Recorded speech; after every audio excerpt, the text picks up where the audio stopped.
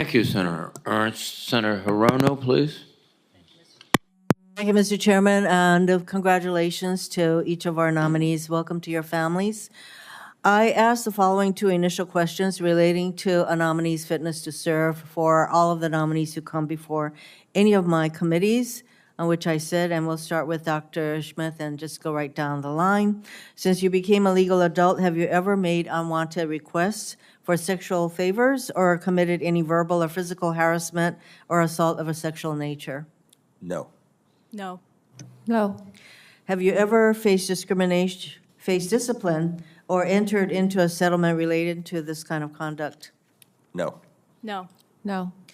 For all of you, cruise, hypersonic, and ballistic missiles continue to present a complex threat, particularly in the Indo-PACOM AOR, and the Department of Defense's approach to missile defense in this region is split across multiple organizations, including Missile Defense Agency, Space Development Agency, the Air Force, Indo-PACOM, and NORTHCOM.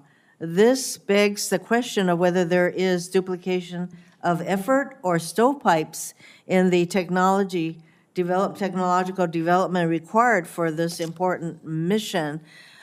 For all of you, how would you work across agencies to ensure that the Department of Defense is developing the most advanced solution to our missile defense challenges? Dr. Schmidt?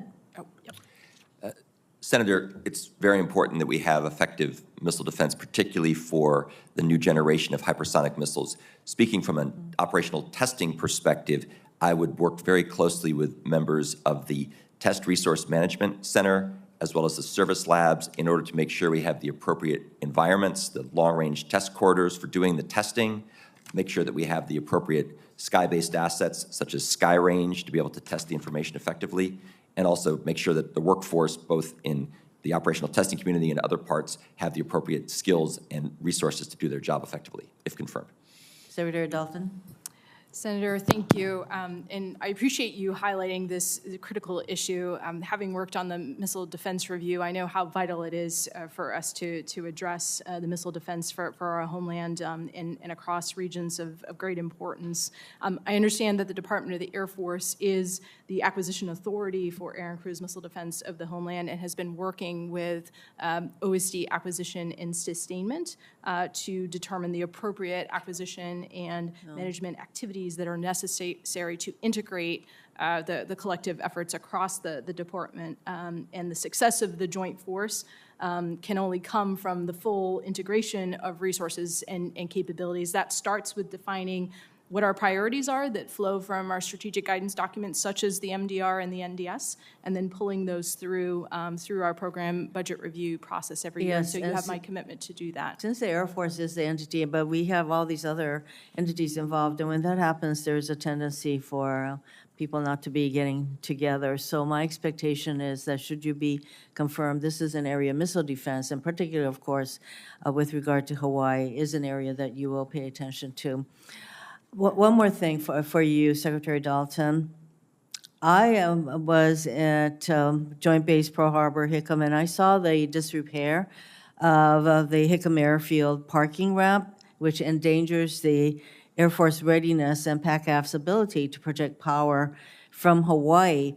Now, we need all of the services' commitment to ensure infrastructure will support mission readiness, and I found it just totally unacceptable that these ramp areas cannot support the kind of planes, the planes that we need to take off should there be anything relating to, for example, Taiwan. So, Ms. Dalton, very briefly, how do you intend to address infrastructure across the Air Force?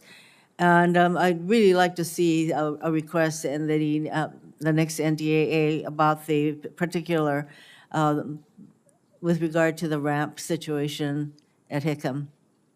Senator, I agree with you that we need to ensure that we have resilient and operable infrastructure, particularly for the Indo-Pacific, given the PRC pacing challenge. And the runway that you highlight is one of those critical nodes for our access, spacing, and overflight. And so, if confirmed, you have my commitment to ensure that we're making the necessary investments to ensure that we have resiliency in our infrastructure to meet our operational objectives. My time is up, but Mr. Chairman, I just want to mention for Dr. Erickson, I'm very glad that you are so focused on the need to support STEM, particularly for women and minorities, because we are not paying attention to, I would say, 50% of our population.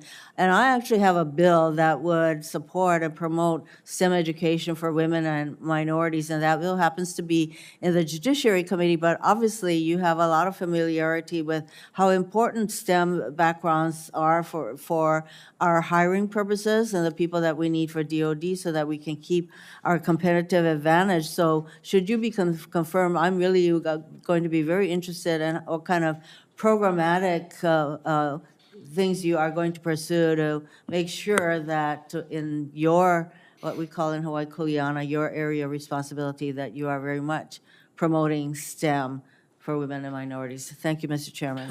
Thank you, Senator Hirono. Senator Tuberville, please. Thank